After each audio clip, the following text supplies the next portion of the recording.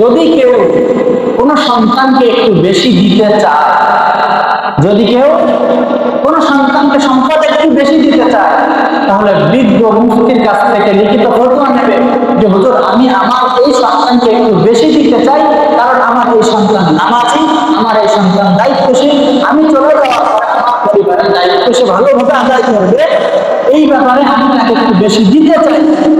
আর আমার এই সন্তান মদ খায়, জুয়া খেলে, বন্ধুদের সাথে আড্ডাবাজি করে, আমি তাকে একটু কম দিতে চাই, কারণ আমার পরিবার আমি যাওয়ার পরে আমার পরিবারকে সে ঠিক মতো দেখবে না। এই জন্য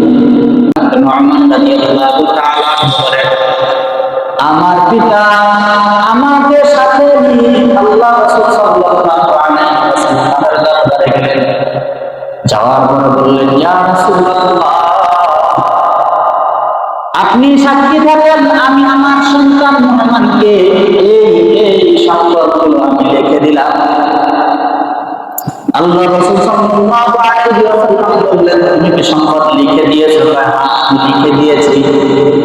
আল্লাহ রাসূল সাল্লাল্লাহু আলাইহি ওয়াসাল্লাম বললেন, তুমি কি তোমার অন্যান্য সন্তান যারা আছে তাদেরকে কি এভাবে লিখে দিয়েছো? বাশির রাদিয়াল্লাহু তাআলা বলেন, না, আমি আমার অন্য সন্তানদেরকে এভাবে লিখে দেই নাই।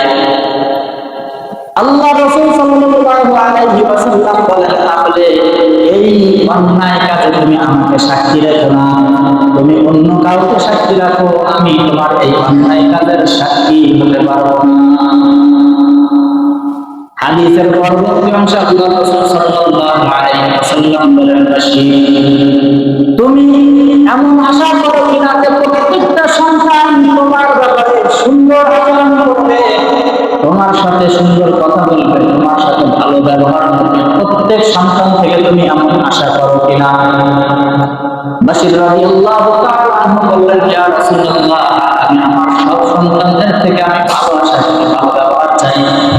আল্লাহ রাসূল সাল্লাল্লাহু আলাইহি ওয়াসাল্লাম বলেন, তাহলে তুমি তোমার সব সন্তানদেরকে সম্পদ সমান সমান দিয়ে দাও, কারণ তুমি বেঁচে থাকতে দিচ্ছ।